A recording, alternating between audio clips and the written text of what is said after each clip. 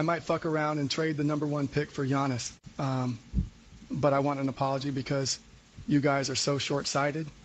I made a deal with Adam Silver to send Luka to the Lakers to generate hype for this dog shit league. All I had to do was sacrifice that fat fucking Serbian, and in exchange, I got the rights to draft Cooper Flag. Give me Executive of the Year already, man.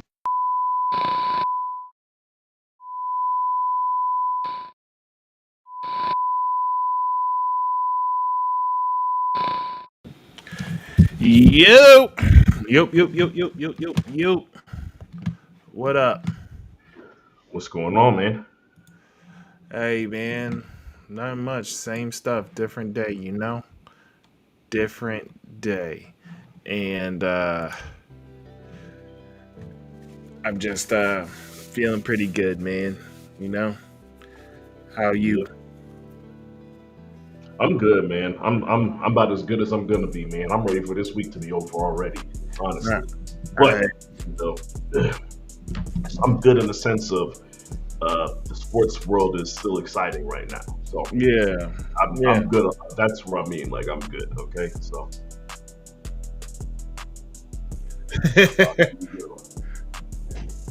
Hey, man, listen. The script was perfect for your Spurs. Nah, it was perfect the way it just played out, and we're gonna talk about it. But listen, we got a few things that we want to talk about tonight. Obviously, we're gonna talk about the NBA lottery and the way that played out. We're gonna talk about Michael Jordan joining NBC. Also, going to discuss the price to watch all the football games this upcoming season. And one of the other things we're going to talk about is the NFL schedule that's coming up. And there's a few other things that will pop up in the conversation tonight as we go. But for now, man, let's just go ahead and get into it, you know? Let's have these conversations. So, Sean, this is kind of loose. Do you want to just go ahead and get into the crux of it all, the big whoop to do, which is the NBA draft lottery? I mean, the lottery. I mean, we could get right into it. I mean, look, man, like some form of magic, you know, the Dallas Mavericks win the NBA draft lottery, getting the first pick of the 2025 NBA draft. You know, this was an important draft because Cooper Flag is coming out. And, you know, it's funny because me and Mark had a conversation. We sat here and asked ourselves, like, okay, who do you think is going to get the pick? And it's not based off of, man, who's going to luckily win. It's like, no, where does the NBA want this pick to go? You know, and before this obviously, you know, came to fruition, you know, in Dallas winning it, I immediately thought Miami. You know, they just lost Jimmy Butler. Miami looks like they're falling apart at the seams, but it also looks like they just need one person, one superstar to get in there and then, you know, glue it back together, and they still will be able to make runs consistently in the Eastern Conference, where right now it just seems like it's up for grabs. You know what I mean? So, and more so now. First, we were talking like, okay, well, somebody got to compete with Boston. Boston don't look like they want to compete. So, yeah, thought it was Miami. Magically, Luka gets traded to the Lakers. You know, there was definitely a lot of speculation on NBA, on the league wanting Luka to be the next Lakers superstar. Or just the face of the league in the star in general. Well, face of the league, star of the league, whatever. They wanted Luka out of Dallas. Dallas wasn't working, and Luka is by far one of the most popular players in the NBA, if not when you're talking jersey sales and all that, and being an international player. And then he magically ends up in LA for chips, you know, bag of Doritos and a little bit of pocket lint, you know? And it just seemed like a lopsided trade as far as not getting a Dalton Connect or not getting a Austin Reeves as part of that package, and then it's all kind of stories. Hey, we didn't know how important he was to the city. Yeah, all this BS, right? It looked like they were calling it the curse of the Bambino. They were saying these dudes ain't gonna win another chip for another 82 years, right? Then all of a sudden they magically win the NBA draft lottery, and their odds to win the lottery were 1.4%, Mark. 1.8. 1.8? Oh, excuse me.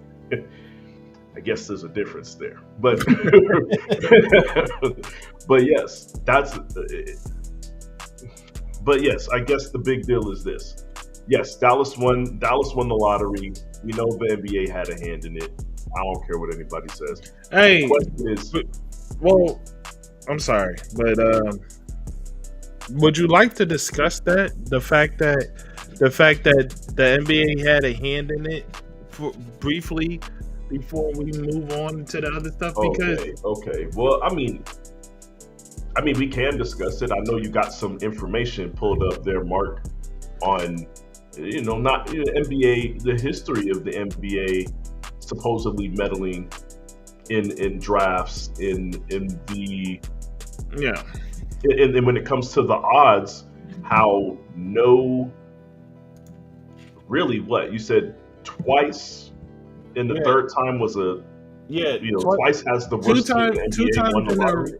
In the original format, it only happened 2 times before 2003. So from 1985 to 2003, the team with the highest odds, which was 25%, only got they only won the draft lottery twice. Mm-hmm. In the original format. The original format was the worst team had 25% odds of winning the draft lottery, and that only happened twice, from 1985 to 2003. And since then, in 2019 is when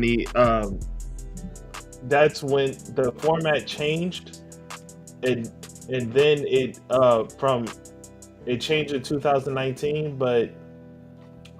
but from 2003, you had it happen several times after that. Then it happened more frequently. You had it happen with the Cavaliers and Magic, with LeBron James and Dwight Howard. And then it kind of made sense where it happened 4 times in a row. The very worst team got the best player, and that was from 2015, Karl Anthony Towns, 2016, Ben Simmons, 2017, Markelle Fultz, to the Brooklyn Nets, which was then traded to the Sixers. And then you have 2018, the Phoenix Suns, which was DeAndre Ayton. And then 2019 is when it changed to the 14%. And in no time in the 14% era has the league's worst record team won the draft lottery. And just for explanation reasons, the top 3 worst teams, if that makes sense, all have the same odds of winning the draft lottery. And so since 2019, you've had the third worst team win, the second worst team win several times, but you've never had the absolute worst team win the draft lottery since 2019. Yeah. And when you really dig into it, it doesn't look like it's by chance. You right. Talk about the 4 years in a row.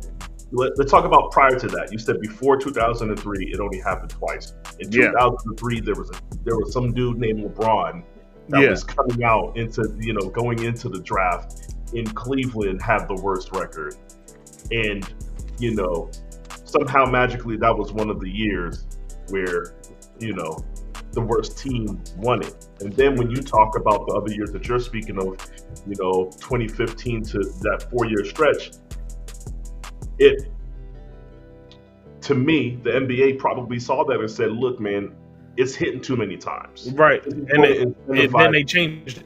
They was like, the worst team is winning now. Now they're changing it. And I'm glad that you brought up DeAndre Ayton as one of those guys, because that was the whole thing. It looked like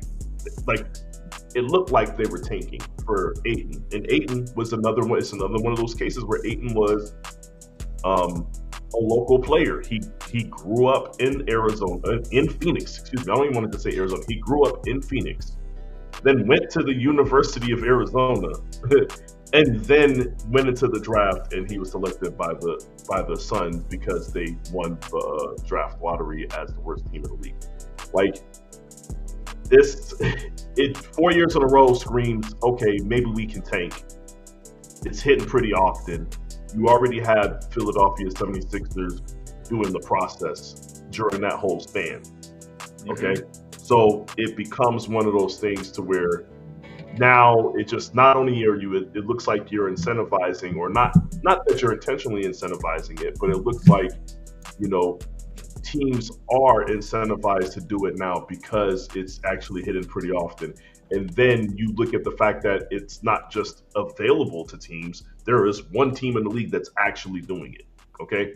So that was just I know the whole process was a stain on the league, and I felt like they were trying to get away from it. But it's still just formatted in a way to where the NBA can handpick at times when they want a team to get a guy. It just makes it easier for them to handpick. And that's what I feel like has happened in last year's draft, and that's what happened in this year's draft. Like, right. Mark, I got a question for you.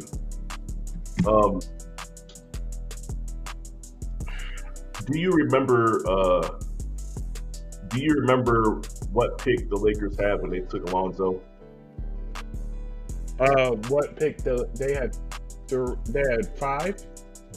I want to say they had 3 or something like that. Yeah, they either had 5 and moved up to 3 or something. But I also found that strange that it was like they were magically in the perfect place to be able to take Lonzo.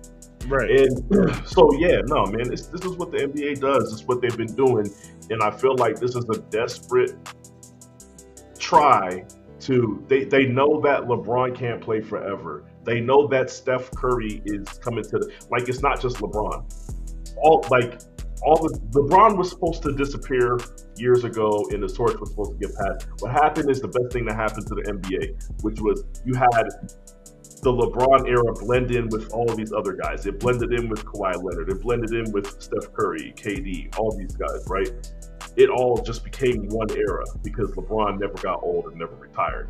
Now, but the downside is all of these guys are about to phase out at the same time. NBA is desperately looking for either a new face, and if they can't get a new face, they need to have great teams so that there can be rivalries. Before Jordan became the face of the league, yes, you had Bird and Magic, but it wasn't just about Bird and Magic. It was the Showtime Lakers. It was the Boston Celtics. It was the New York Knicks. It was the Philadelphia 76ers. You had entities at teams that had rivalries within their conferences that would go at it. The Pistons. The team itself was its own personality, right? So they can market that. They can market a whole team. You know what I'm saying? And I feel like right now the NBA is grasping at straws and trying to force the hand to try to manufacture these legendary teams that we once seen in the past, because I think they're fearful that they will not be able to find a new face of the league. Well, he said, Detroit bring up a good point. he said, not gonna lie, I'm trying to see Cooper. He's not trying to see Cooper Flag playing in Utah. He's voting for the rig. He likes the rig, But yes, NBA knows you don't want to see him play in Utah. All right. So, listen, there's an article on SB Nation based that basically says the article is they rank NBA draft lottery conspiracies. That they said the top 8 NBA draft lottery conspiracies that they don't want you to believe, and I gotta find when Shaq said that he said that David Stern asked him where he wanted to go, and he said or he was Orlando. like Orlando, and he was like, but they ain't going to be able to draft me, and he was like, and David Stern said, why don't you just let me worry about that? And then next thing you know, they had the best pick. Yeah. But then to follow it up with Penny Hardaway the very next year, or Chris Webber with the trade to Penny Hardaway is wild. Well, the other thing I want to bring up is, if you know anything about the Penny Hardaway story, nobody knew who he was. Right. And Shaq went and did the Blue Chips movie. Right. And Penny Hardaway was his, on court, on screen partner in that. You know what I'm saying? And he said he didn't know who the heck he was. Nobody knew who he was. But when they started filming, when they started doing the filming of Blue Chips, they were like, oh, he's some kid. He's about to go into the draft. He's out of, what was it? Like Western Kentucky or wherever he was coming out of. And then they're like, yeah. He said when he saw them just shooting around, he was like, no, this dude is a beast. So, Shaq, told Orlando, hey, if you can get this guy, get him. And then magically they were in the perfect position to get him. So he went from a dude that was completely unknown to Shaq filming a movie with him, realizing that he might be the most talented person in the draft, even though he went to a small school, and then magically the Orlando Magic being in a position to draft him. It's mystical, Mark. Yeah. But but the funny part is, man, you have really intelligent people such as Bomani Jones, who I actually highly respect, and some other folks saying it's ridiculous that you people think that it's rigged. Like, the amount of stuff that goes on to make it happen, and like this person picks the ball and he has to raise his hand and then blah blah blah blah blah. Like, bro, it's not live. We're not looking at the balls. Not anymore. Yeah, not anymore. The second they got rid of the balls, all of a sudden magical things started happening, Mark. And the crazy thing was, people were already accusing them of cheating, using like weighted balls or whatever. Right. And it's like, and people said, "Oh, that's nonsense." But weighted dice is a thing, Mark. Exactly. Their magicians have all kinds of tricks, Mark. Thank you. That's exactly where I was going with this. Was like, Doug, this is a multi-billion-dollar industry. Like, this is a multi-billion-dollar entity. And I watch magicians do seemingly the impossible. I watched what's his name? David Blaine. Yeah, David Blaine or Chris Angel. I watched Chris Angel go on the street and do things seemingly impossible to my face. Levitate down on the streets of Vegas, boy. Yeah, like he does the seemingly impossible to my face. And you mean to tell me you don't think that a multi-billion-dollar industry can do it? You don't think they can? Like, get out of here, bro. Yeah, well, that's the thing. When you say billion-dollar industry, they're not. You have to understand that there's certain things that they're not leaving up to chance. Right. Like, let's be honest, right? We talk about Wemby, and it was like, oh man, what's gonna happen with him? Where could he go to where it would be a good fit? And the craziest thing, Mark, is that whenever the general consensus was, there is no other place for Wemby to go other than the Spurs. Any place else, they're not going to put him on the court. They're not going to build an offense around him. They're not going to build a team around him, right? Look, I just watched footage of Bol Bol, like handling the ball better than some starting point guards in the league today. Okay, I just saw that. I just saw him do some crazy stuff in some type of pickup game. I watched him hitting fadeaway 3-pointers from Steph Curry range in that video, Mark. They said, we don't care what you do, we don't care how nice you are, Bobo, we are not building no team around you, right? You know, it just is what it is, right? Like, we understood. There's only one place he could go that it makes sense, and it's the Spurs. If there was 2 other teams, maybe there would be some mystery.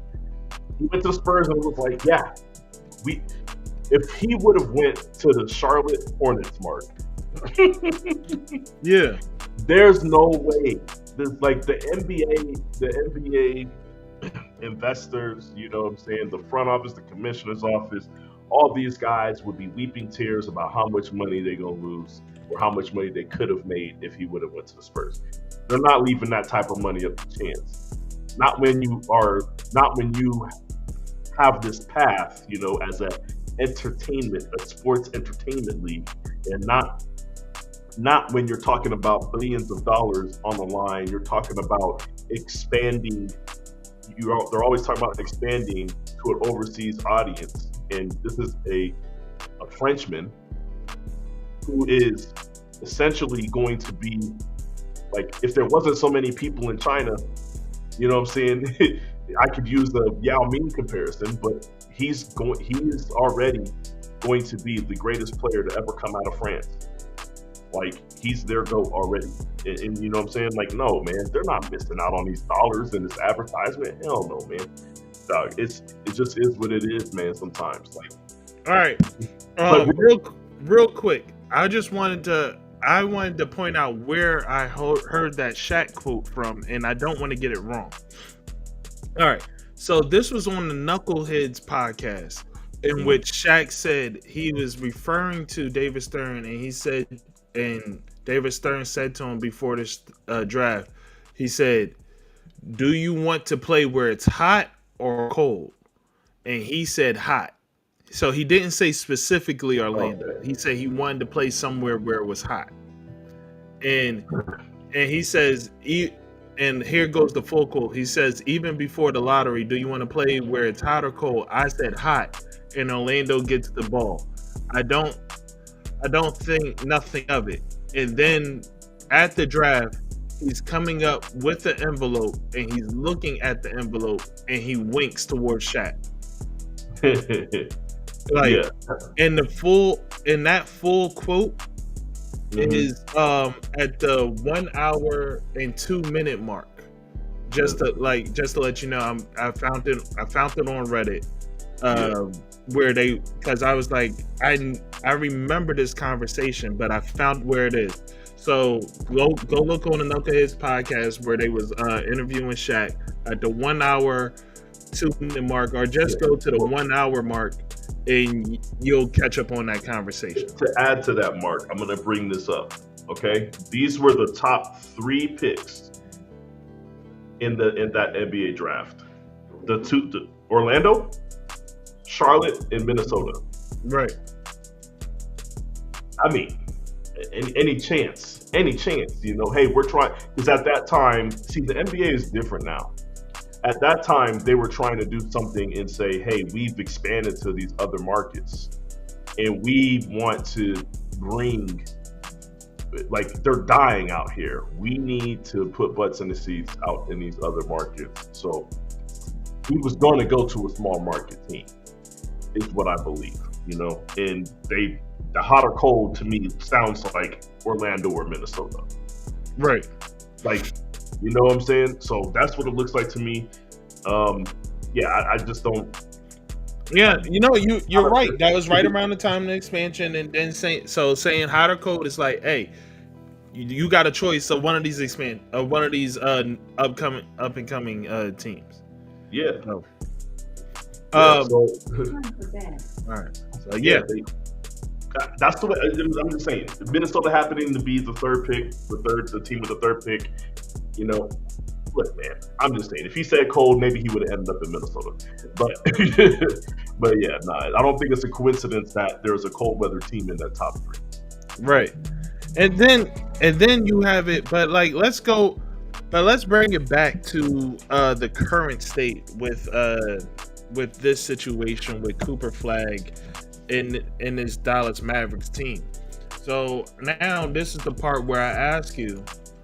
So Sean, I played the clip already, which kind of alludes to what I was already wanted to talk about, and I had that was hilarious, by the way, Mark. Yeah, and I had a discussion before. Like, I put it out there that Dallas Mavericks should not keep this pick, that they should trade it away. I said this when it happened in a few comment sections on Facebook and stuff like that. But I said they should trade it away for Giannis. Mm-hmm. And specifically, I believe that because it's a fully realized pick, that it shouldn't be a part of a package.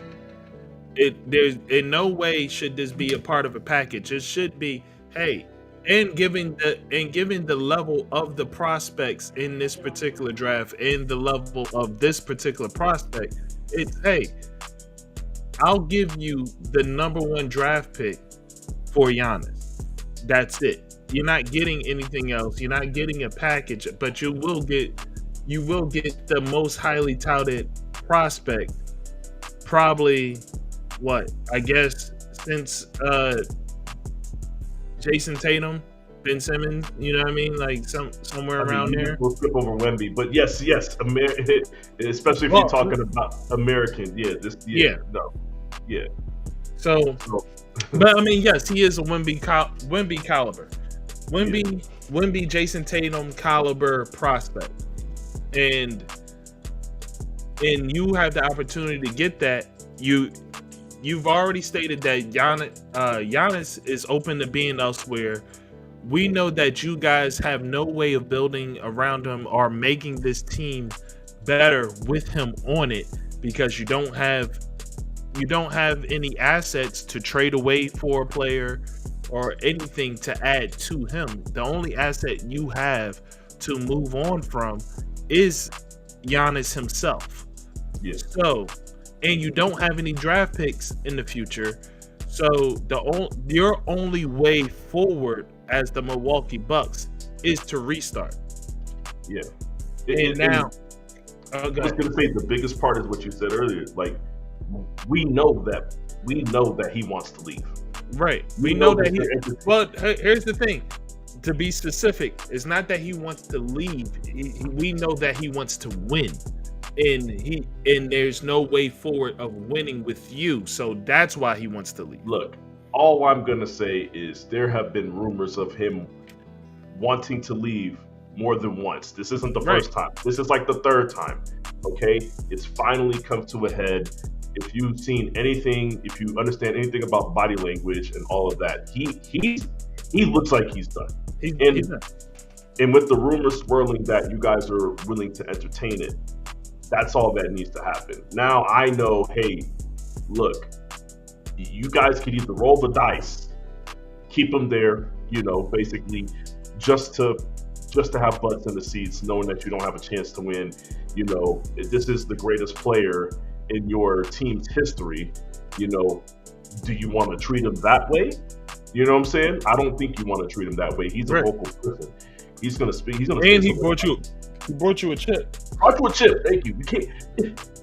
You can't, he's gonna have a statue outside, man. You can't. You have to navigate that carefully. And to me, I have the leverage. I have the Cooper Flag pick. You know what I'm saying? So that's like, cost. I feel as though it should be a straight up.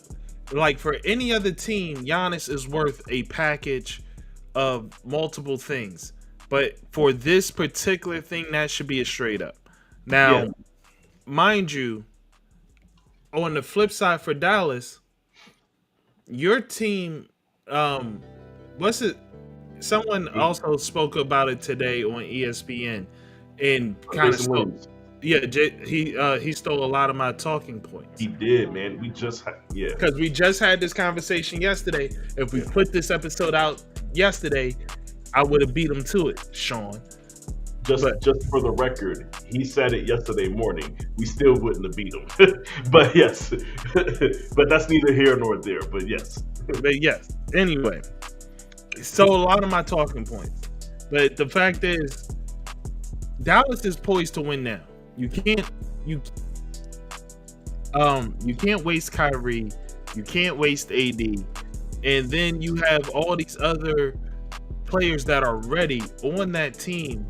All you are missing is a bona fide you're missing that bona fide superstar that can stay healthy.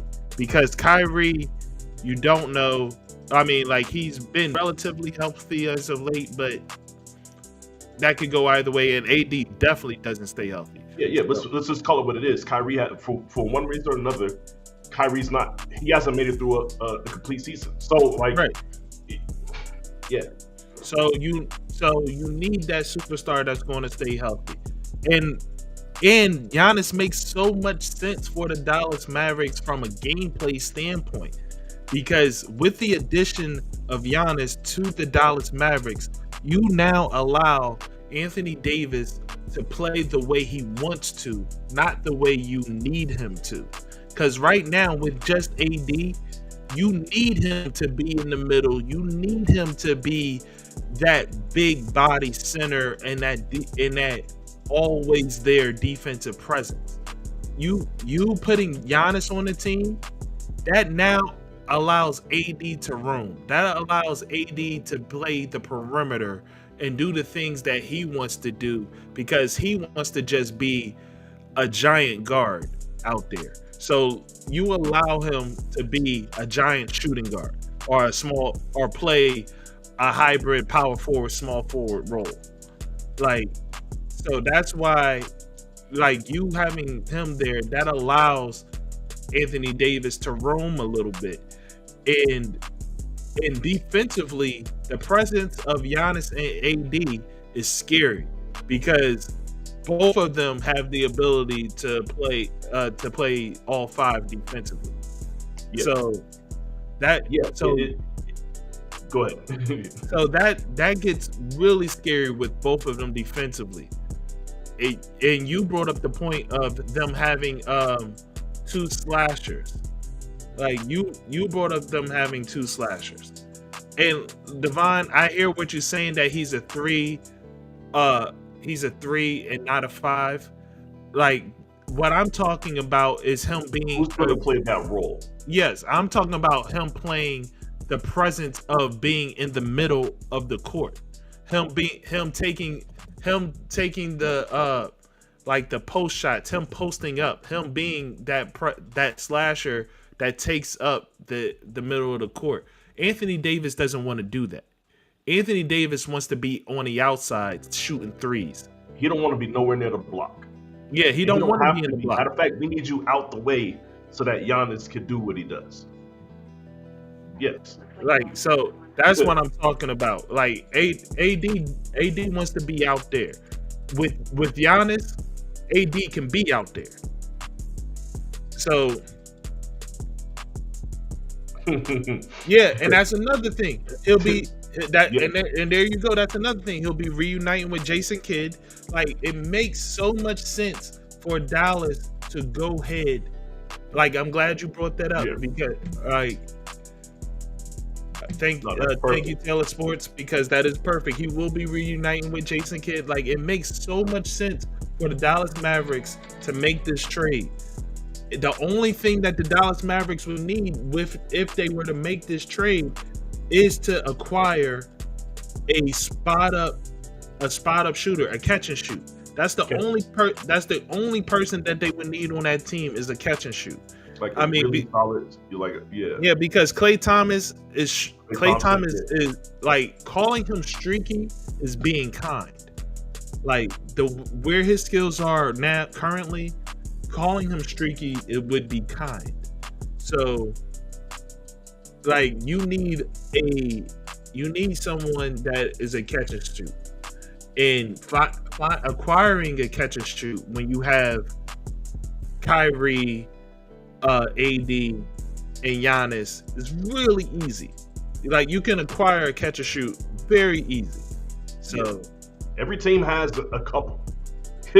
every team has like 2 or 3 guys. You know what I'm saying? Right. And they're all making a minimal amount of money on their rosters that they're on. You know. So shoot, man. Guys, go ahead. No, I hear you. I'm sorry, Yeah. but I really feel as though this would be the perfect scenario for Dallas Mavericks to make a run next year and to be immediately in the conversation. You're not immediately in the conversation with Cooper Flagg because Cooper Flagg has to get into the game. When LeBron James coming into the league, who was probably the most ready rookie in NBA history that I've ever seen. Yeah, like the most ready rookie in NBA history was not ready to be in that role. Not to be the immediate lead right up the gate. Yeah, like he was not ready to be in that role.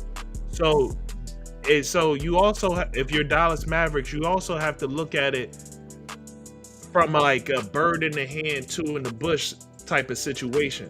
Because with Cooper Flagg, you're thinking, okay, we have a young star who could be here for years, but you're looking at his potential of being what Giannis already is.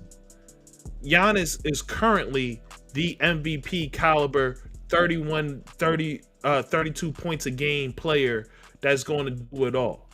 Yeah. Like, that's what you're hoping that Cooper Flagg eventually will be. Giannis is that today. Yeah, and the rest... I'm sorry, go ahead. I was going to say potential versus potential realized.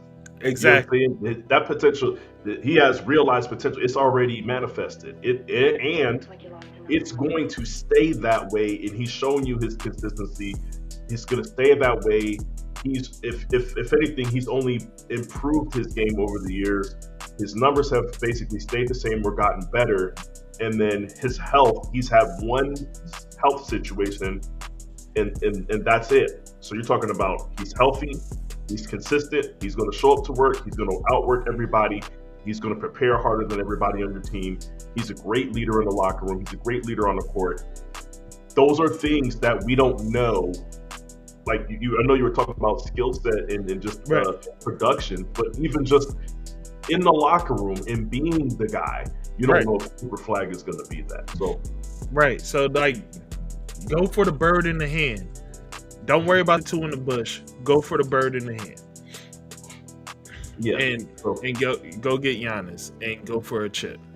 Yeah, and I wanted to say with the Cooper Flagg thing on the opposite side, like I said, I told you I felt like this is a good trade for both teams because having Cooper Flagg opens up cap space for you, as the Milwaukee Bucks. But you're getting great value in having Cooper Flagg on that team as a rookie on a rookie contract. Then you're talking about a situation between what Dallas has right now and what the Bucks have right now, and I could honestly just tell you the Bucks situation is way more set up for Cooper Flagg to have that immediate level of success. And like you said, he doesn't have to be the guy there. You have Dame Lillard on that team. You have what's his name? Chris Middleton. You have vets that are all-stars, that have been all NBA.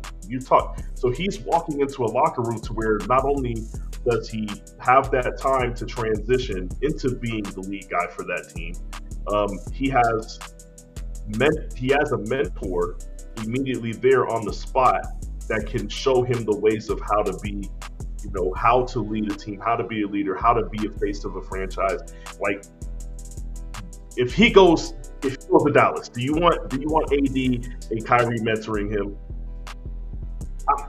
I'm just saying. I don't know if you want AD and Kyrie mentoring, but I'm just saying. But either way, this would be a great situation for Cooper Flagg to walk into. I don't think there's a better NBA situation that exists right now for Cooper Flagg to walk into. You're removing a big guy that, whether he slashes or however he gets to the paint, he's in the paint a lot. And the entire team is built to clear out that space for him to operate down there, and then you get rid of him and you fill him in with a guy that is a post player. And then same thing defensively. He is a rim protector, but he also can play, defense on the perimeter. It fits so well, even though I believe they're two different players, but it still fits so well for you to place Cooper Flagg into that system there with the Milwaukee Bucks. It's too perfect of a trade for both teams. Neither team is going to get a better trade than that. Neither player is going to end up in a better situation than that. Exactly. Absolutely correct. But that's it for how we feel about the Cooper Flagg stuff and how that should move forward.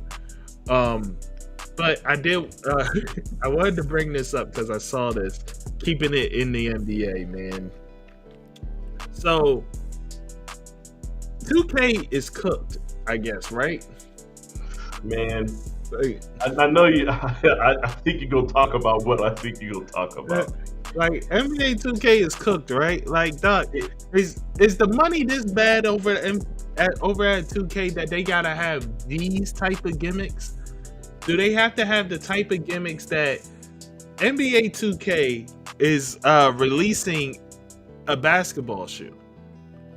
They are releasing the 2K generics. They are releasing the Walmart shoe. They are releasing the gray, shapeless, non-design. I don't even know if it's fabric shoe that just has a white 2K in the corner. They picked the gray. It's not even a gray, Mark. It looks like a blank canvas. It looks like that gray is supposed to be filled in with a different color. You know what I mean? Like it's like the shoe that you start out with on Nike ID. Like, this is insane, man. Yeah, they're releasing the NBA 2K generics, but the thing is, they are releasing it at $145 price point. Oh, I didn't see the price, Mark. I did not see the price. They are releasing it at $145 price point. Nasty word. Yeah, dog. It's kind of crazy that they want this shoe to come out, man. I'm gonna show y'all exactly what this shoe, what it's gonna be looking like. Yeah. All right. And look, NBA 2K generic. This is what NBA 2K is on now. You copping for $145? I wouldn't cop it for $5, Mark. I'm gonna tell you right now. Look, man, this is what's upsetting me. In the comment section, the first thing I saw was, the first thing we do when we download the game and start our new character is buy new shoes. If we don't even want to wear them in the video game, Mark, what makes you think that we're gonna go spend real money outside and buy them to wear them out in the real world? I don't know who's in charge of their marketing team, Mark. I don't know if is it still 2K? Look, I don't know who's in charge of their marketing. Whoever's in charge of the marketing department needs to be fired yesterday. Okay, this is insane, man. Like, if you show up to the park, okay, in NBA 2K, wearing these, and let's just say you have a 90 overall player, you have a 92 overall player, you show up to the park with these on, they clowning you.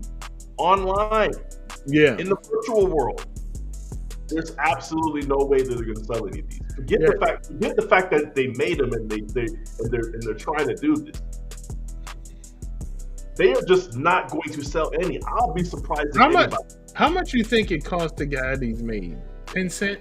It couldn't have cost them nothing, man. These joints gonna fall off on you in the park in 2 weeks. Like the stuff on Marbury joints, man. Like, there's no way. Soul gonna fall off. I promise you, they did not put no money into this. Devon says, but people will buy them and wear a brown T-shirt to the gym. Hey, and for those that don't get the reference, that's your default character's like outfit. You got like gray sweats, you got these goofy shoes, these little gray 2K shoes on, and then they give you a brown tee, and that's what you got. Like, yo, man, that's funny. I see somebody wearing wearing them would with be brown like tee. this. If I see somebody wearing them with a brown tee in real life, I'm gonna tell them to go home. I'm gonna tell them, look, man, life cannot be that boring that you're doing this for entertainment. You did not spend $145 on those shoes. Yeah, for a joke for a cosplay. Seek therapy. Yeah, you did all that for a cosplay, man? Absolutely not. That's crazy. But yeah, thank you for bringing that up, Mark. That is, because I saw it and I did not see the price. 145 is 145. 145 is going crazy, but you know, 2K is going to sink some money into it. They're going to pay some hype beast somewhere to talk it up and talk it up. Cop them. Hey, they had everybody wearing those Astro Boy fucking space boots. So I mean, they still wearing them. I seen them come out in blue. I'm like, they got blue now. Y'all still wearing these? Look, man. And then you had people buying them and then like customizing them to look like Sonic shoes and all. Like, yeah, man. I seen somebody. I mean, first off, I should have known something when I seen the Mall Dad 3s, and I was like, what are these? And they're like, oh no, you don't know what those are. Those are Balenciagas. These can't be the Balenciagas they be talking about in the songs. Like, yeah. Like I said, the Mall Dad 3s, they be, you know what I'm saying? The mall walkers, you know? Like, crazy.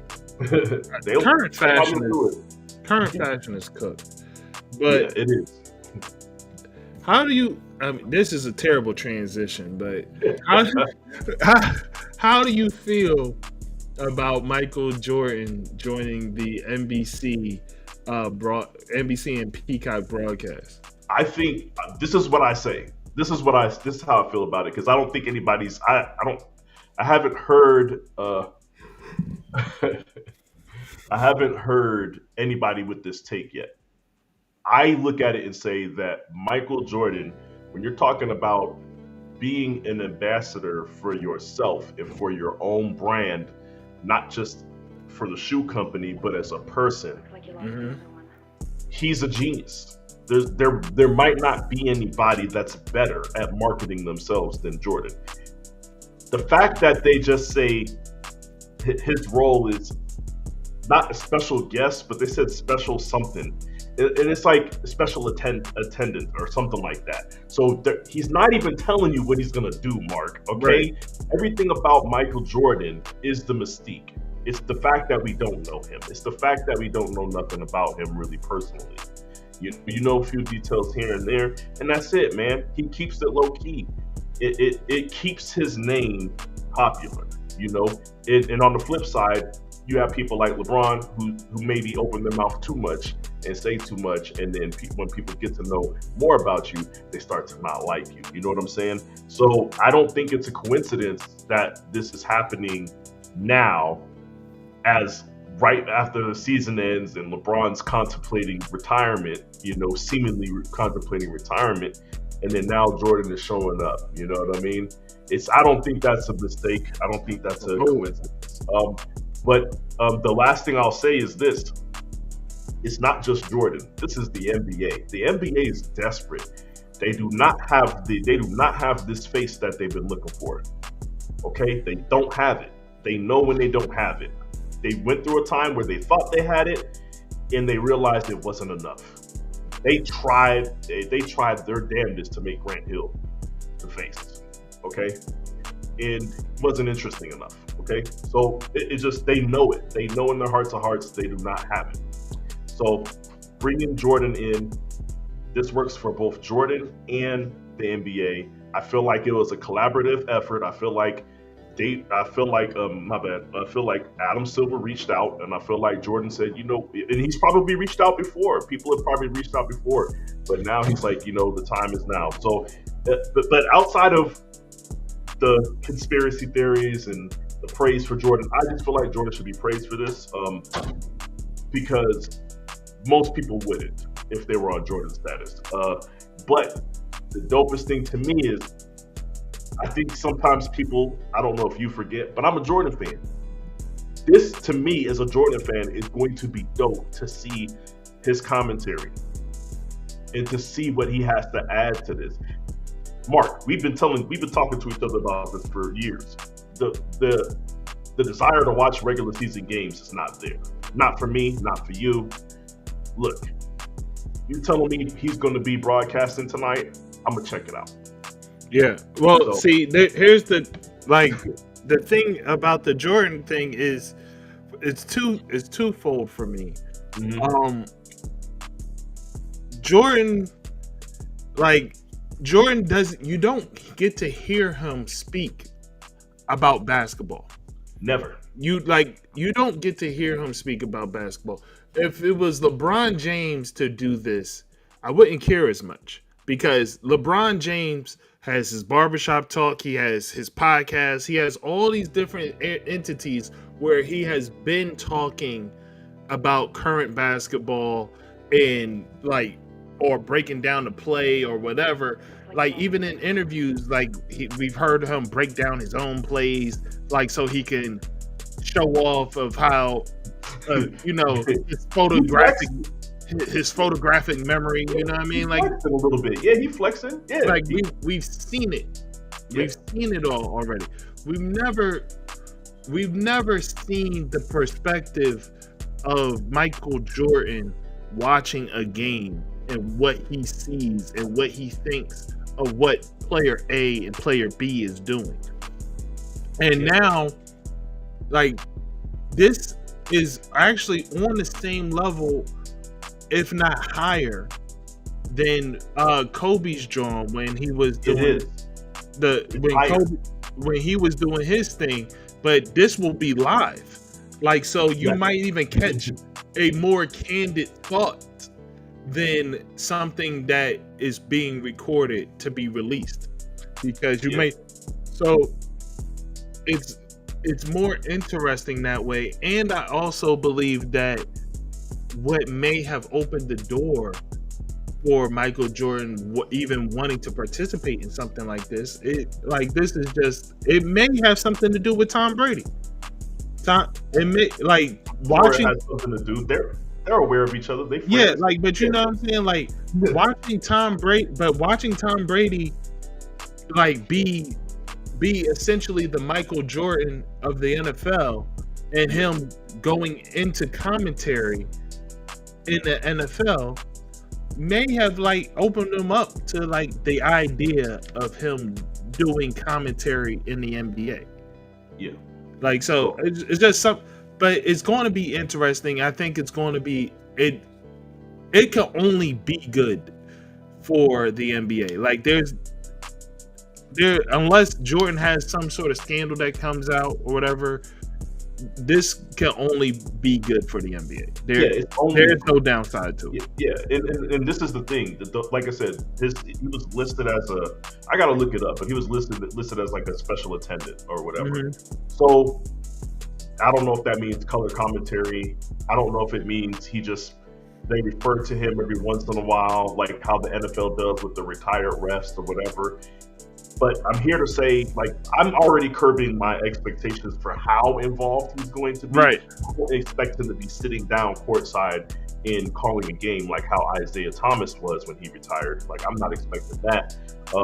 But for me, as a fan, I don't care how small of an aspect it is. It's going to hit. You know what I'm saying? I don't care if they just if they go to him for a 1 minute segment at halftime and he points out a couple of things. That is going to go crazy. I don't see a world to where, like you said, this is a no downside situation. I don't see anything that could possibly happen to where this is not going to yield positive viewership and results. But I am curious to see what he thinks, because the way I look at it is this. I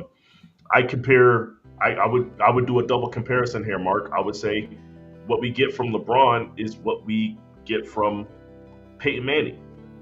They're cerebral players. You know, they're playing a different game. You know, everything is more calculated. It's more timing. It's more research. It's more this and that. When you hear Peyton Manning talk about the game, there's different things that he will say that you will not hear Tom Brady say. As much as I love hearing Peyton Manning break down X's and O's and the things that he sees, you know what's more exciting to me, Mark, and I'm sure it's more exciting to a general viewer, is when Tom Brady says, nah, man, I studied so much film. I knew their defense better than they knew it. I knew exactly what they were going to do. And you can hear the passion and the competitiveness in his voice when he's speaking about it, Mark. That's what I want to see from Jordan when we get whatever we get from him. So I'm looking forward to that. That's more entertaining to me than listening to, you know, LeBron and JJ break down X's and O's and parts of the basketball game that are more complicated and nuanced. So, yeah, no, for sure. Certainly. But anyway, keeping it in basketball, man, I just want to talk about this briefly. I don't really want to talk about the playoffs themselves. Like, I just want to have a general conversation today and not break down the playoffs themselves. No, okay. But it's really weird that the Denver Nuggets are, and I'm not saying the players, but I'm saying the Denver Nuggets as the organization, coaches, and whoever's above that, is willing to die on the hill of playing Michael Porter, who is currently injured, over largely healthy Russell Westbrook. Yeah, you're talking about Michael Porter. Look, all I can tell you is this: that is a valid point in this weird thing that's happening right now. Because there's two other parts to that. Bron has been awful. Mm-hmm. And that is who they have in at point guard getting all these minutes, and I feel like I don't understand why. Yeah. Everything that you guys accuse Russ of, he's out there doing it. And he's doing it for 38 minutes a night. And not once are you going to say, you know what, maybe we should try it the other way around. So that's one part of it. The other part of it too, Mark, is not only are they still playing a not healthy Michael Porter, but now all of a sudden there's another leaked comment from a player in the locker room. It said that Russ is childish. Bro, look, man. Look. Y'all just gonna sit here and lie to us, man. Y'all just gonna sit here and continue to lie. Who is making these statements? I'm over the anonymous effing statements. No teammate has ever truly had a bad thing to say about Russ. Like finding a teammate that's talked down on Russ is very hard to do. And shout out to Aaron Gordon for being like, nah, I'm not letting y'all get that off. Like last night he was like, hey, I don't want to talk about the game. I want to talk about this comment that I saw. Like, like, shout out to him for just being like, nah, y'all not getting that off. I'm going to put this out there and let it be known. Like, so it's crazy. It's absolutely crazy. Devon said Katie didn't have anything bad to say about him. Okay, Now granted, and I know what Devon is going to say. In recent interviews on a couple of podcasts, he was talking about that OKC team, and and I know at one point when he was on the Nets, he made vague comments about having somebody on his team that can knock down the same shots that he can knock down. Right. I still don't think that's trash talking Westbrook as a teammate. You're talking about skill set here, okay? And Russ will tell you that he ain't knocking down shots like KD, okay? Right. It's not a slight to me. So that's where I disagree. But I know what you're talking about. I already know what he's thinking, and that's that. KD never. If you really go back, even after he left, he didn't have nothing bad to say about Russ. Right.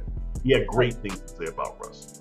Russ is one of the few players that can. Russ is one of the few players that can go to a team that he used to play for and get a standing ovation. Yes, apparently Like- every time. Like he every time he goes to OKC, when he steps on the court, he gets a standing ovation. When he first went back to the Nets, I mean not the Nets, the Wizards, played against them, he got a standing O. Like he's one of Same the thing in the playoffs just now when he went back to the Clippers. In the Right. playoffs, they gave him a standing ovation. Look, man. like fans love him, players love him. The only people that don't love him is the media, and I should say fans of the teams that he has played for love him. General fans hate him. Don't like, yeah. General fans don't like him, but the fans of the teams he has played for love him. Teammates love him. Media and the general NBA fan or the general audience, because I'm not going to say general NBA fan. General They're not audience. fans. They're just casual viewers. Yeah, general casual viewer has a problem with Russ for some reason. Yeah. It's weird. So, yeah. So it's like immature. Did somebody in the locker room say that? Because there's only one person in the locker room that would be spreading something like that, and I think it's Michael Porter Jr. Yes, and it's probably Michael Porter. But And the whole team has already reported that they don't fuck with Michael Porter. Yeah, and to me, it's like, to be honest with you, I think at this point it's safe to say that it's not the front office. You have Russ on like a $3 million deal. It's not the front office. They don't care. You know what I'm saying? Like for $4 million, you can be as childish as you want, Russ. You go out there and play hard. You know what I'm saying? Like, no, they don't care. Okay? I'm saying I don't believe it that he's being childish or that he is childish. But even if he was, front office ain't leaking that. They ain't saying shit. They ain't saying nothing about that. Okay? That is one hoe ass teammate. I'm gonna say it. One hoe ass teammate, Hayden. You know what I'm saying? Trying to start something. And whoever he keeps leaking this information to is a hoe too in the media. You know what I'm saying? Look, man, I'm just saying, Mark, I am fed up with the anonymous sources, you know. I know there was a period of time where everybody was on Chris Broussard's head for that for like 5 years over the LeBron James going back to Cleveland thing. Right. Okay? Look, everybody, you know what I'm saying? If you say you have an anonymous source and then you're saying it's a teammate in the locker room, bro, nah, man. I feel like you can't say that. All right. So if the playoffs play out the way that they're currently looking to, which is OKC versus the Timberwolves, and obviously Knicks versus the Pacers. Yeah. Are you excited for the rest of the playoffs?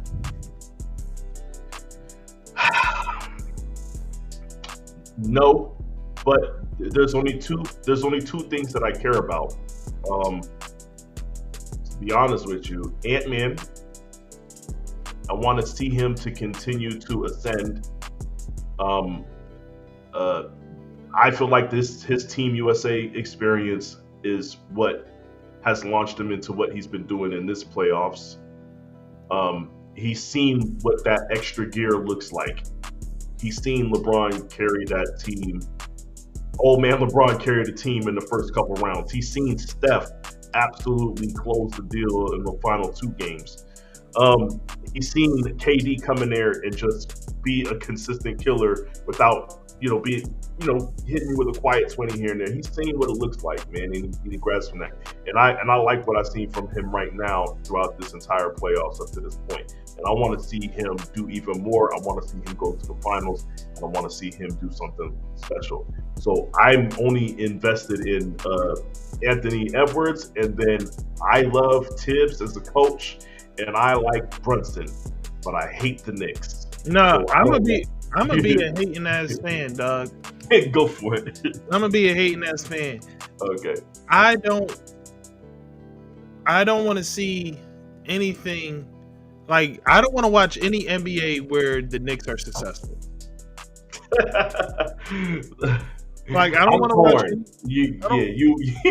I don't want to watch any NBA where the Knicks are successful, bro. Especially with this roster. Like I'm not gonna lie, I don't like this roster. Actually, you know what, Mark?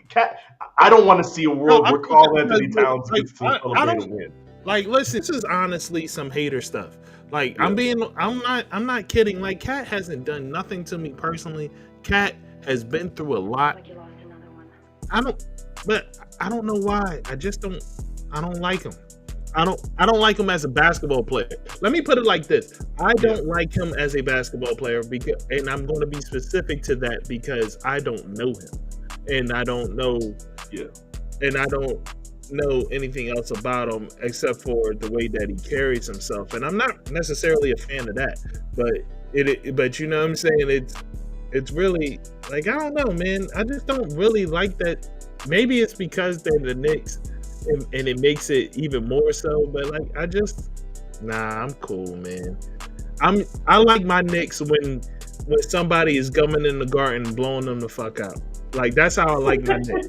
I like my Knicks when somebody's. What wouldn't be better than the Knicks making it to the finals, the Timberwolves making it to the finals, and then they go to the Garden, and then Anthony Edwards drops 60 in the Garden in the finals. What could be better than that, Mark? I truly don't think it's possible. I don't think it's possible. I don't think it's possible. Who's not going to be there for it? Huh? Timberwolves? Who's not going to be there for it? No, I don't think legitimately the teams that are moving forward are like all truly a player away. Like every team that is moving forward is realistically a player away from being a complete team. Like the way that this NBA has kind of worked out is that injuries has moved your betters out the way. Yeah. Injuries have moved the better teams out of your way to allow this to happen. Now, one could say, I'm not going to cheat the Knicks because Boston was handing this to you on a silver platter.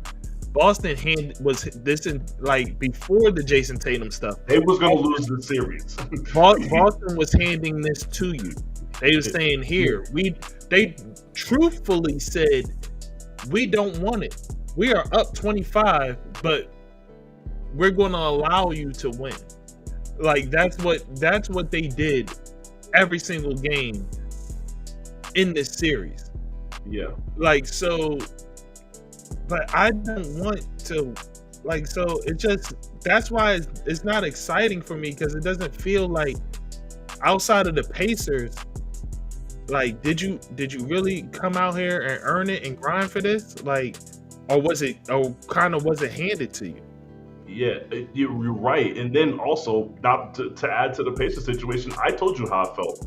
Yeah. The Pacers is the only team that I feel like plays like a complete team. They play like a team. Right. That's the only team that's left right now that plays like a team. You look at the Knicks, and all I see is Brunson carrying the team every night.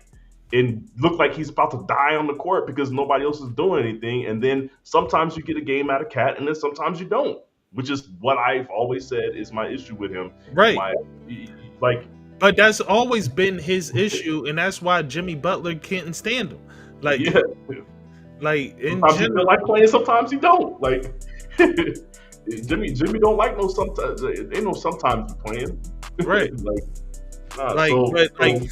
for the Timberwolves, Steph being hurt. Moved them out your way. If Steph was in this series, you're not keeping up with that shooting volume. The Timberwolves absolutely just wasn't keeping up with that shooting volume. Yeah. And to say that, excuse me.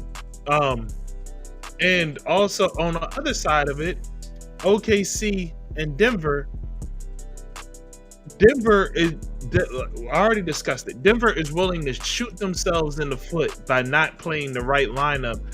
And the fact is that they have all outside of Russell Westbrook, their bench is garbage. Like, I mean, when I say garbage, I mean truly, truly awful.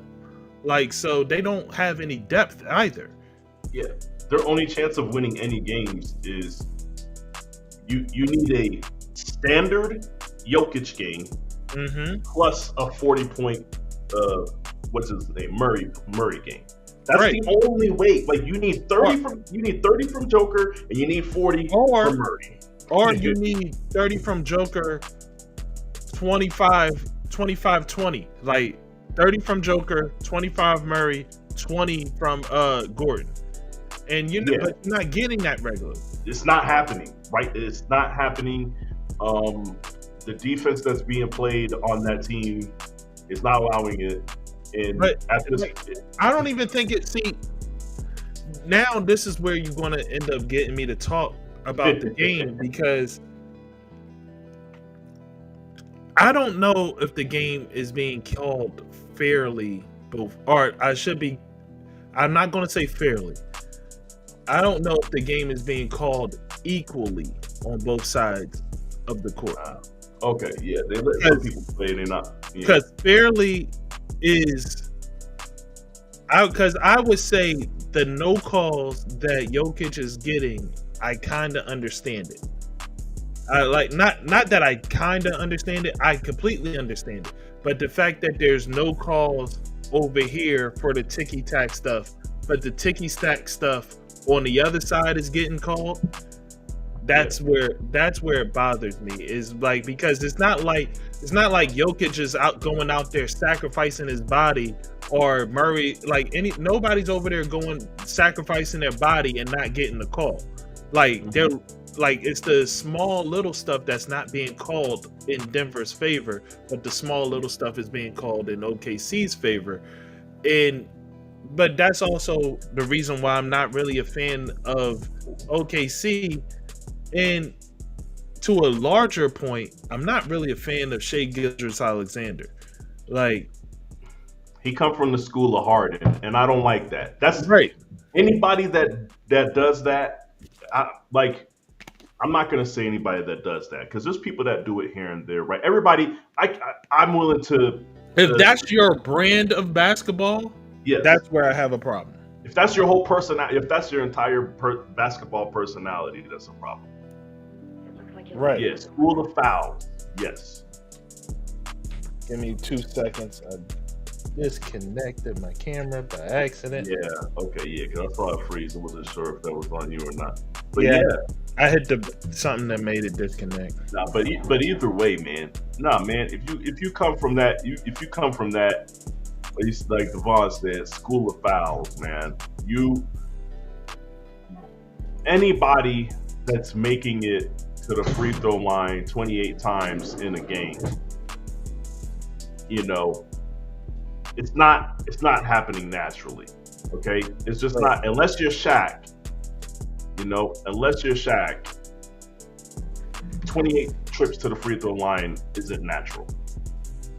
Okay, so you're doing unnatural things to get these fouls, and I don't like it, because you're being rewarded for it. You know what I'm saying? The same way that I don't like flopping on defense, I don't like flopping on offense, because that's essentially what it is.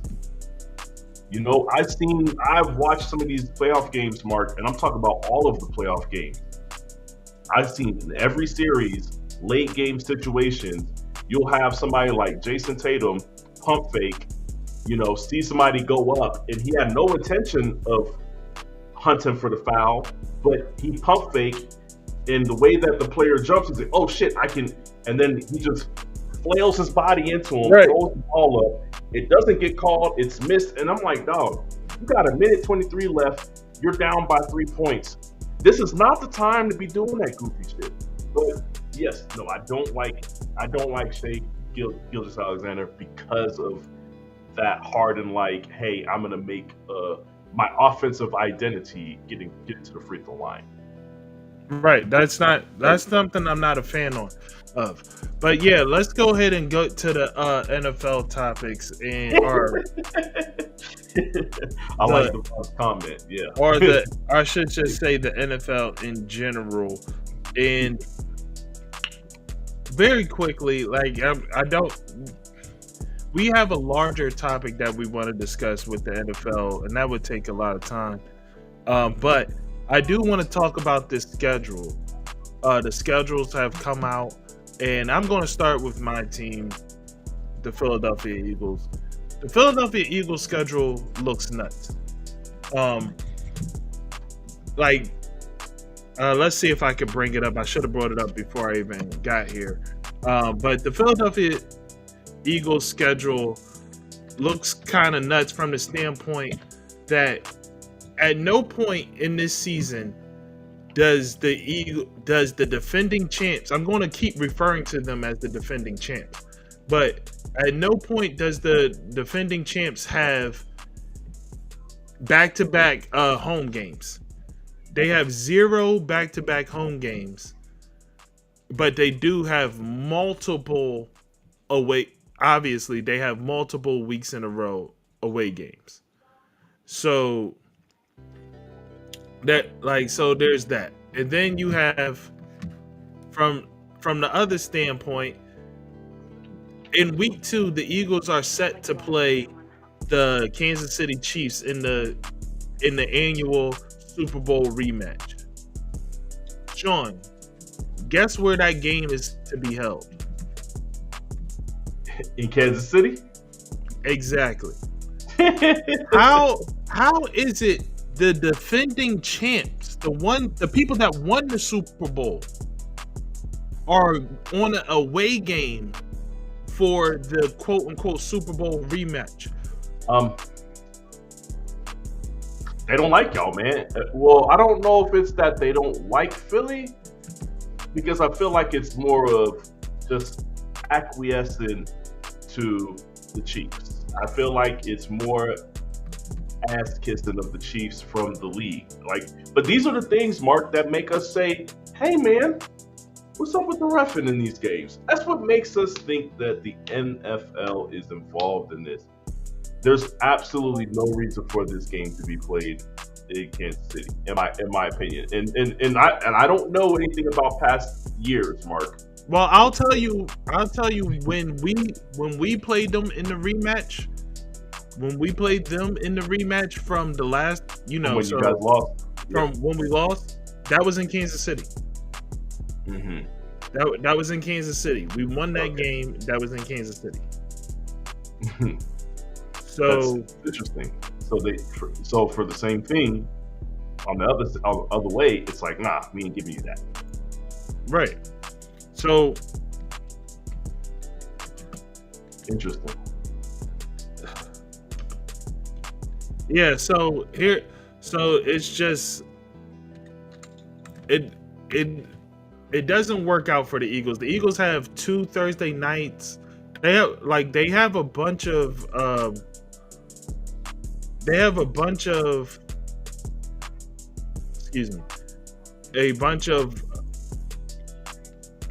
primetime games. That's the word I was looking for. Sorry. Oh, okay. Yeah. But yeah, they have a bunch of primetime games on their schedule. Mm-hmm. And somehow their schedule is just they got the Monday nights, the Thursday nights. They got this schedule's all over the place. Like, let me just break it down for you. They got Thursday on week 1. Week 2 is Sunday 4/25. And then they do have a couple of 1 p.m. games. Week 3, week 4 is 1 p.m. Week 5 is 1 p.m. All 3 of these, well, yeah, this is where it goes away, home, away, home. Like, oh no, I should say home, away, and away again. Like they're so they have back-to-back away games but no back-to-back home games. And then and pretty much the Giants thing, the Giants divisional matchup, that's over within 2 weeks. Like they play them in week 6 and they play them again in week 8. Mm-hmm. I like it that way sometimes, but I'll be honest with you, I like the way that it has been with the NFC East, to where no matter what year it is, hey, look, towards the end of the season, all y'all gonna be playing each other. I prefer it that way, but yeah. And then they have, excuse me. The only thing I do like about the Eagles' schedule is that they have a week 9 bye. They have a bye week in a good spot. Mm-hmm. Like at least they didn't get stuck with a week 4 bye or a week 5 bye. They have a week 9 bye, so they right in the solid part of the season. And then here we go. Essentially, the whole Washington Commanders divisional matchup could be pointless. We don't play the Commanders till week 16. Like, we don't play them at all till week 16. That's crazy. And then y'all play them the last week? Yep, and then we play them the last week. But you know what? Like I said, I like that as a fan. None of these teams mean anything to me. I like watching NFC East football in week 16, 17, and 18. And that's an interesting. I guess I find it interesting to at this standpoint. If both teams are already solidified in their positioning in the playoffs and they don't have anything to play for, then you're wasting that game. Yeah. You're wasting both of those games. You're wasting. It's one of those things to where they're hoping, hey, this is going to determine these 2 games are going to have playoff implications for seeding, for which one is going to be above the other, which one is going to win the division. That's what they're hoping for. But there's a chance that might not be it. So it's risky, but I understand it. I see the vision mark. I see it. I see them. But it should be interesting. I'm sure. I guess the other part of me being the fan that I don't like about that is that's the matchup we all want to see. Right. And we gotta wait till the end of the season to see it. So that part I kind of don't like. All the way to the end. And then I don't know, man, how do you feel about a division rivalry game being week 1? I hate it. Look, teams are not ready to play week 1. Right. Plain and simple. I don't care what divisional rivalry game it is. They're not ready to play week 1. Don't even start them joints till like week 5, in my opinion. Yeah, like I want to see a division rival play each other when they are like oiled up, pause, and ready to go. Wait. Great pause there, brother. Yeah, like now I can't say because of Diddy, I can't say oiled up. That's you definitely can't say oiled up and ready to go. You can't say that. You definitely can't say that. But yes, no, I mean rolling on all cylinders, whatever you want to say. Right. Yeah, I want to see them I want to see them settled in for the season. Like, they got their players, they got their roster, they got their lineup. Everybody's in sync. You know, quarterback's got his chemistry with the wide receivers, all that. Like, that's what I want to see when I see the division rivalry game. Week 1 is a waste. That's like putting a divisional rivalry game on a Thursday night that ain't Thanksgiving. Yeah, you know what I mean? Yeah. Justin Fields versus the Steelers, huh? Steelers week 1, huh? Let's see the Steelers schedule. Let's see how that worked out for them.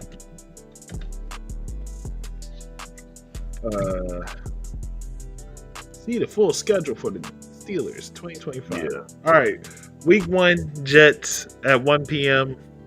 Then you got the Seahawks at 1 p.m. Like, and then you go New England. Then you got Vikings, Cleveland, Cincinnati. Green Bay, Colts, Chargers, Bengals, obviously, Bears, Buffalo, Buffalo, Ravens, Dolphins. Steelers are possibly looking at like 4 or 5 wins. Like, this has potential to be a really tough schedule for them. This is the year, Mark? You think this is the year? If Mason Rudolph remains their starter, absolutely. Look, man, Aaron Rodgers is going there. I don't know why we playing around. But listen, all I'm saying is, look at it. You have, I don't know what the Seahawks is going to be yet. Well, Devon said 4-0 before the bye. Do you agree? 4-0 before the bye? No, you're losing to the Patriots. Patriots.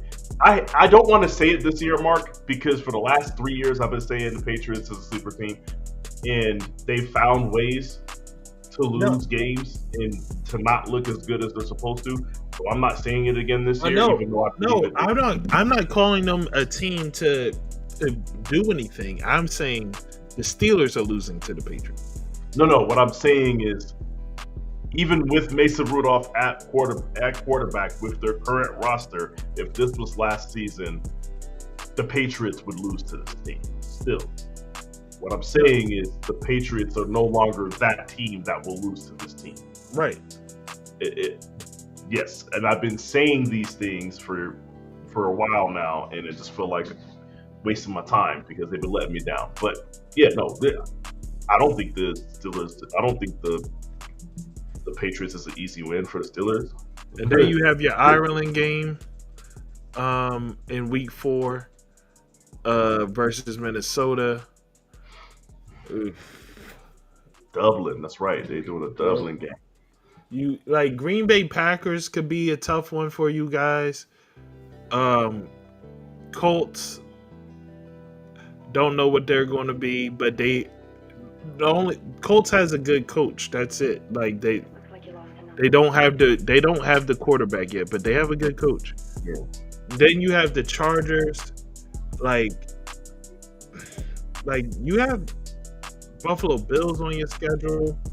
They're gonna lose the Bills game. Yeah, they're definitely gonna lose. They're 100% losing that Bills game. They're gonna lose the Bills game. Nah, man. You got the Bears on your schedule. Like, I don't know, man. I don't think it's looking great for the Steelers. Yeah, I wouldn't say it's looking great for the Steelers. I mean, roster wise, I don't think it's looking great for the Steelers. I mean, I don't care what their schedule is. They got to play in their division. Mm-hmm. I don't think that looks good for the Steelers. Like, yeah, man. Like 8-1. Hey, I like it, Devon. I like it. Yeah, so hey, but not a losing season, huh? Not a losing record. Ask him which one he thinks is the tie. Yeah, that is a good question. Which one is the tie, Devon? I know you got some. I know you're gonna pull some BS out of your behind. You know what I'm saying? Like, I know you got a trash answer for us. Maybe it's the Chargers game. If I had to put money on it, maybe it's the Chargers. Well, listen, I'm going to take it back a little bit, because at the very least for the Eagles, at least the Eagles, they're not playing overseas this year. At the very, because there's a lot of games that are being played overseas in different places this year. At least games overseas this year. Yeah, at least you don't have your Super Bowl champions parading themselves overseas this year. Mm-hmm. So that's a good thing. And it would actually be ridiculous to steal that from the home team, to steal one of their home games from them. Yeah. Because that would be crazy for you have them overseas. Okay, real record 2-15. Hey, that's real sobering, huh? Having Mason Rudolph back like he never left. I gotta ask, I know that they was like thinking, okay, we'll get another QB in here, but why would you ever even bring him on to the roster again? You've seen this before. You've seen this movie before. There are so many quarterbacks just sitting at home on their couch, and you said, let's bring Mason back. This is why I tend to think Mike Tomlin's a bad coach. Like it's stuff like this. Everybody. It's stuff like this that makes me think Tomlin is a bad coach. You can't fix everybody, bro. You can't save everybody. You can't. Like some people you can't save. Right. Look.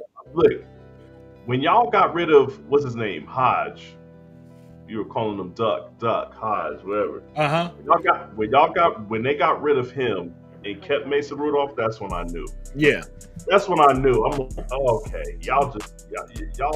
I don't know if Mason got photos of somebody. I don't know what he got going on. I don't know how much of a likable person he is. You know, he can't be that likable if Myles Garrett is bonking you on the head with a helmet. I don't know, man. But yeah, like that's crazy. He did something, man. He don't deserve. Mark, is it fair for me to say he don't deserve this chance, this opportunity? Is it fair for me to say that? I don't want to sound like a hater. I feel like he doesn't deserve this opportunity. But real quick, who did the Chiefs play in the Super Bowl? Not last year, but the year before. The Niners. The Niners. Okay. In that rematch game was. Hold on, I can't see if that was in San Francisco or not. Yeah, that's not showing me. I gotta look on Wikipedia because that's not showing me. Oh well, while you're doing that, I'm gonna finish my thought. Yeah, go ahead. So. The Steelers, what the Steelers are going through right now, what the Steelers fans are going through right now is part of the reason why, I would say that people are right to have their conspiracy theories about the Shedeur being in the draft. Everything about Shedeur, everything about the Steelers as an organization, everything about the way that Mike Tomlin operates would say that they were going to draft Shedeur. And then when they asked Tomlin about it, he gave some weird beat around the bush answer that didn't amount to anything. And that also makes me believe that he wanted to draft him and he was told not to. But it's like he was like yeah, he came in, guy came in, we talked about some things, some life stuff, some other stuff, some football stuff, and he was very generic. Mike Tomlin don't give those type of answers, man. Oh, look, but like I said, it's what the fans are going through right now. The fans ain't never experienced this, Mark. Them Steelers fans ain't never really experienced this, at least not the current ones. Mm-hmm. Like, you know what I'm saying? I remember the brief moment when they really were trashed, life after Cordell Stewart. I remember. It's a very brief moment of time, but they're not used to this, man. I don't know what the Steelers are doing, but all right. Yeah. Just to let it be known, I got to take it back. Okay. Kansas City did travel to San Francisco last year. Okay.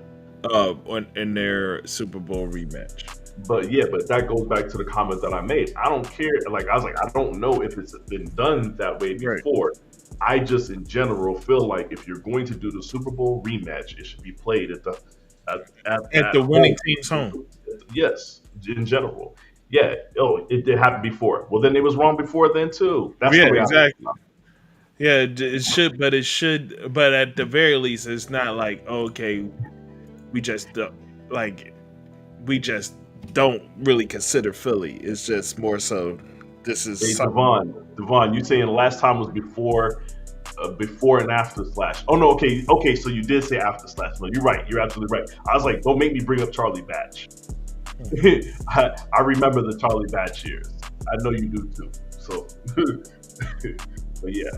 Y'all gonna be, man. Whew. Yeah, Charlie Batch is a way better quarterback than Mason Rudolph is. I'm just gonna throw that out there for reference. Like when I say you've never experienced times like this is what I mean. Mason Rudolph looked okay-ish when he had all those weapons out there. He ain't got those weapons. He do not got those weapons now. Derrick Henry,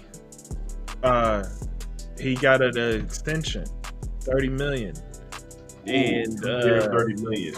Ooh, look at that, Mark. They paying running backs again. Yeah, I like this NFL. He's he is now the third highest paid running back, and because he's averaging 15 million, and he is 25 million guaranteed. Woo. And not only that, but he also is now the oldest running back to get this high. Like to get a high number extension, apparently. So whatever that means, but yeah. So, but like this speaks to the value of a running back rising. So it is, and I'm happy to see it. It's so crazy, Mark. It feels so good to be right sometimes, man. Yep. You said it was gonna happen. The turn has to happen, man. It has to happen. Somebody is going to say, you know what? What if we run directly at these safeties and these cornerbacks they have in the box? What happens when we do that? You know what I'm saying?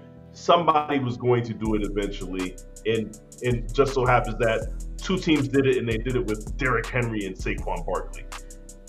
The success of that was guaranteed to work. I feel like you know? Legitimately, the Super Bowl should have been. It should have been Eagles versus Ravens, but the Ravens didn't do their part and keep running the ball. They didn't do their part and keep running the ball, so they lost. But the Super Bowl should have been Eagles versus Ravens. Mm-hmm. Yeah, but them making that signing lets me know that Derrick Henry is still going to be part of this game plan going forward. So I like that. I like because remember there was a time in the beginning of the season where they weren't really leaning into Derrick Henry in those first few games, and then they finally said, "Fuck it, we're gonna do it." And then when they did, it just went off. They routed off a winning streak, and it was getting crazy. I think this money signifies that week one. I feel sorry for whoever has to play the Ravens week one because you're probably seeing 25 Derrick Henry carries. And you're not prepared. We talked about how they're not prepared week one. You know, so yeah, have fun with that. I got the Project Blue. All right, Ravens schedule. Has their complete schedule not been released yet? I thought the entire NFL's was. I'm only seeing bits and pieces from different. Okay, here we go. 25 schedule. Yeah. Okay. Ooh, they start off with the Bills. I like it. Yeah. I hate it. Oh, that's the Sunday night game too. I like it, but I hate it. Oh, yeah, it's good to have an interesting game week one. I don't want to see Ravens Bills week one. I want to see them in the middle of the season. Yeah. But I mean, we're gonna probably see them in the playoffs anyway, so I guess I'm not too upset. But week one, you got Buffalo. But I kind of, this is what I do like about it from a betting standpoint. I don't ever bet on week one. So get those tougher games to call out the way in week one. So that way the easier games to call is in the middle when I know what team is playing who. Like what team is playing be like playing to their potential and what teams aren't. Yeah. So kind of like that some of these tougher games to call is being knocked out the way when teams are still trying to figure themselves out. Yeah. But yeah, then they have Cleveland Browns, Detroit, Then they have Kansas City, Houston Texans, Rams, That's Bears, not a fun schedule already. Dolphins, Vikings. Okay, Jets, Bengals, Pittsburgh in week 14.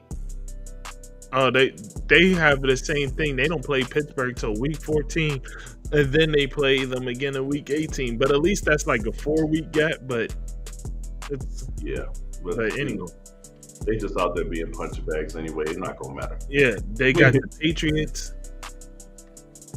Ravens might have the toughest schedule. The way that you said that in the beginning, Mark, sounded crazy. Buffalo, Cleveland, Detroit, Kansas City, Houston. Like Buffalo did, like move Cleveland out the way, and then you have Buffalo, Detroit, Kansas City, Houston, Rams. Like that's rough. And then you have the Bears, Dolphins, and I want to be very clear. I want to be very clear that I don't know what people are expecting from Davante Adams, but all I'm gonna say is this: you got Matt Stafford throwing to him. Matt Stafford, if you are a number 1 or number 2 receiver on the team, you're getting 13 targets. Right. Okay? And this is Sean McVay, who I think is one of the best offensive minds in the league. Specifically when it comes to just, I like what he was able to do with Jared Goff. I love what he's able to do with Matt Stafford, and he finds these receivers and he knows exactly what to do with them.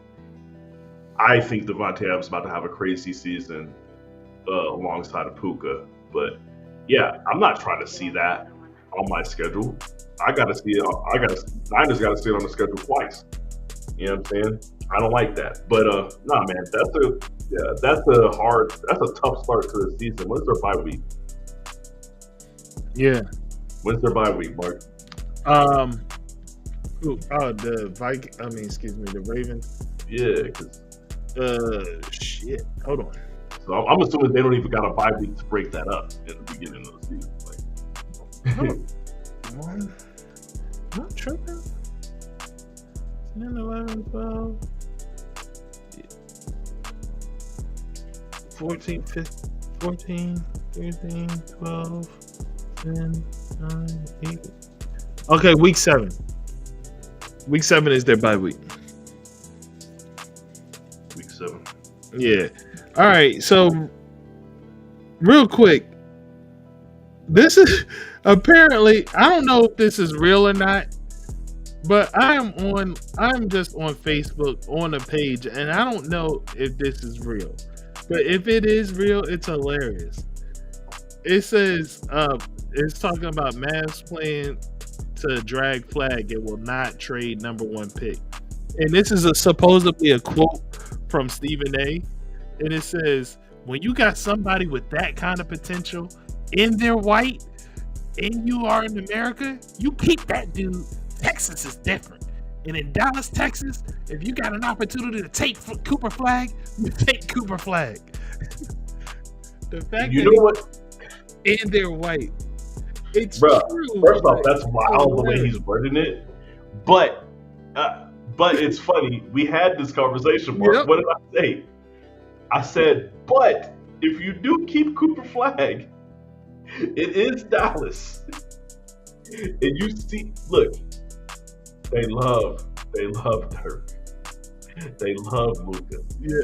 You leave Cooper Flag in Dallas, and at the very least, the fans are gonna go crazy. Yo, this dude said, what does being white have to do with this? This is a stupid take. Whether he's white or not, Cooper Flag is considered a can't-miss player with high upside by basically every single NBA executive. That's why you don't trade him. It got nothing to do with him being white. Liar. Yes, it does. It does. Look. Let's be to me, it's the same thing as why everybody thought that when Lamar had the chance to leave the Ravens, that everybody kept saying, you know what, Atlanta's a good spot. Look, man, I know they didn't say it on air, Mark, but we know why they were suggesting Atlanta. Right. We know exactly what the community would do if you had Lamar Jackson in Atlanta. I'm just saying. I mean, it's the equivalent to what they would do if they had Cooper Flag in Dallas. I'm just saying, like, to sit here and pretend like race ain't a part of it is crazy. Like, dog, you know what I'm saying? Yeah, you got to. Yeah, nah. For a place like Dallas, that'd be like Utah. If he went to Utah, what do you think it would be like? You think they racist to the players now? Utah fans are going to be out of pocket if they ended up with Cooper Flag. Oh, that's rough, man.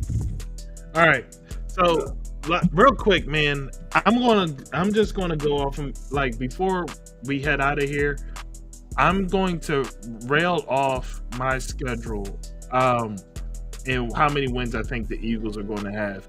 I invite you to look up the San Francisco 49ers schedule, and you tell me how many wins you think they'll have. I've looked at it a couple of times already. I'm gonna bring it back up here. All right. Give me a second. So, all right, I'm looking at the Eagles right now. We got the Cowboys week 1. Honestly, if I'm being completely honest, man, Cowboys could go either way. And in general, the Eagles historically win the second matchup, not the first. But I'm going to say Eagles win this one, because I think for the first time, we're going to see some refereeing bias towards the Eagles. So even if they're in danger of losing, it's not going to happen. And then week 2, we got Kansas City. I say we win that one. We may lose to the Rams. We always lose to Tampa Bay. Maybe we'll get that monkey off of our back this time, but I'll call that a loss too. We're definitely beating Denver. Definitely beating New York. We always beat the Vikings. We'll beat New York again. We generally take care of business against Green Bay, and Green Bay hasn't done enough. I think Detroit's going to be bad this year because of no Ben Johnson, so that's another win. And like I said, we usually split with the Cowboys, so I'll call that one a loss. And then we got the Bears. I think we can beat the Bears. I will say we'll beat the Chargers. The Raiders will lose to Washington. Lose to Buffalo, and then win against Washington. So I guess 13-4 for me. I believe that's 4 losses. I called. It's either 13-4 or 12-5 for the Eagles this year. Okay. Well, I've got my nifty little dry erase board to help me keep count here. So this is how I'm going to do it. I'm going to go through and I'm going to tell you what I'm looking at here. So I have first 4 weeks, we got Seattle, at Seattle. I feel like we'll win that one only because it's the first week of the season. We usually do good early. So apparently when Kyle has time to plan, he'll win that one. So win against Seattle. We play the Saints. I feel like we'll win against the Saints. I don't need to explain that one. We play the Cardinals week 3. I believe we lose that one. The Cardinals have always given us, well, specifically Kyler Murray has always given us trouble in week 3. I don't think we're going to have our shit all the way together. And I want to be very specific. I know we have Robert Saleh as our defensive coordinator. Kyler Murray was giving us trouble when he was our defensive coordinator. Okay, I'm being clear. So I think we lose that one. Jags, we beat them. We play the Rams week 5. We lose that one. That's in LA too. I just feel like we lose that one. The Bucks, we lose versus the Bucks in Tampa. Falcons. The Falcons game, I just don't know what to think about the Falcons. I feel like that can go either way. I'm going to lean towards us. I'm going to say we win that one. Right now, we're at 4-3 mark. Let me keep going. Versus the Texans, we lose that game. We have the Giants week 9. We win that one. We play the Rams again. I feel like this is going to be the first season in a long time we just lose to the Rams twice. Well, actually, we lost them twice last year. We're going to lose to the Rams twice again this year. We have Arizona again. I feel like we split versus them, so we win this one. The Panthers, I believe we win versus the Panthers. You can see that our schedule isn't that tough at all. We have the Browns after that. I believe we lose to the Browns. I still just feel like it's a personnel matchup. They have the DBs. They have the defense. We can't. I just think it's going to be a bad matchup no matter how many times we play the Browns. We're going to lose. The Titans, I think we can beat the Titans. But the only thing I'm worried about with the Titans is if we don't do well versus mobile quarterbacks.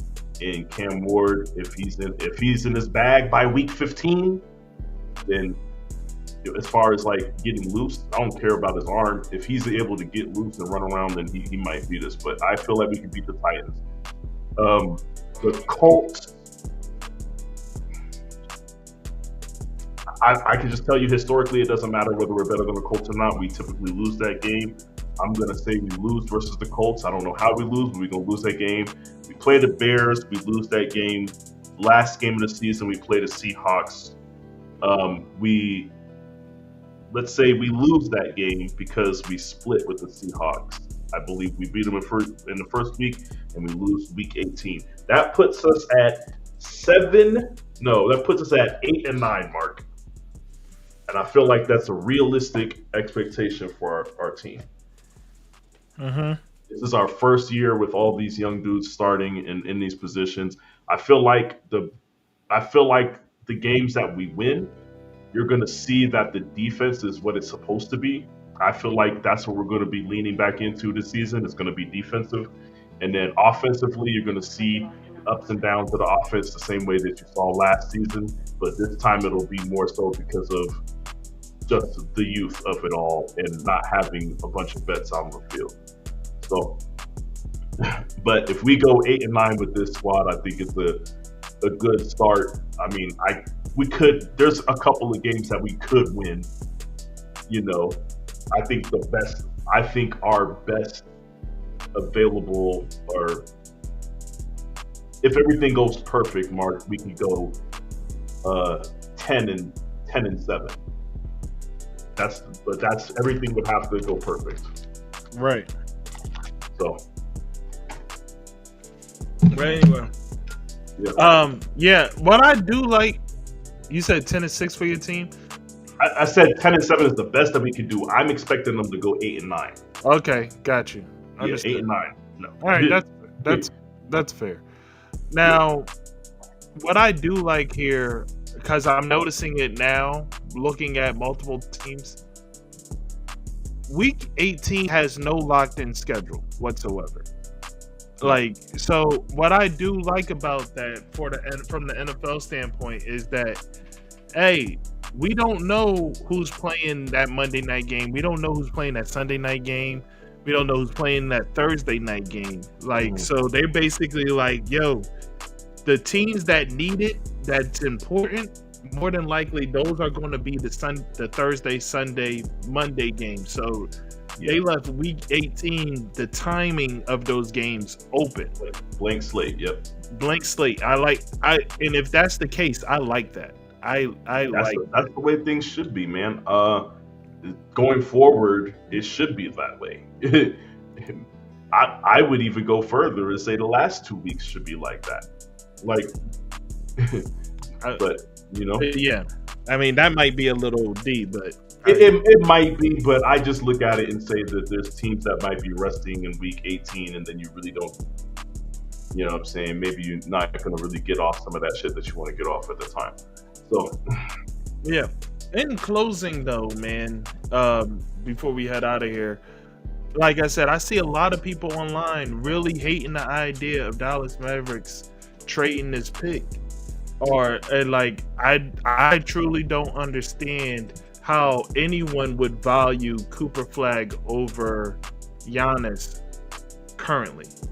Like, especially given the fact of the players you have on your Dallas team now.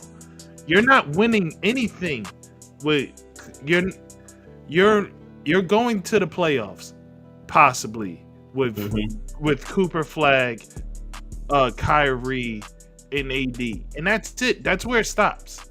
It stops at the playoffs. With Giannis, it's a possible championship. I do not understand the people laughing at it as if Giannis is 36. Giannis is 32, right? Or 30? Let me look it up real quick. I'll give you an answer. He might be 30.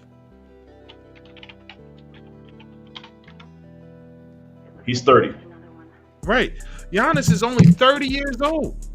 Giannis has at least 5 to 6 years left of being prime, of being a prime player. Like, in general, I think the everyday NBA watcher is stupid. Yes, I do. I agree with you there. That's the way I feel. All right. Well, that's the end of the show. That's all I got. Same as always. Link, like, subscribe. Share it out to your friends. And remember, it's only entertainment. And nothing proves it more than the NBA draft lottery. Peace. Peace. Peace.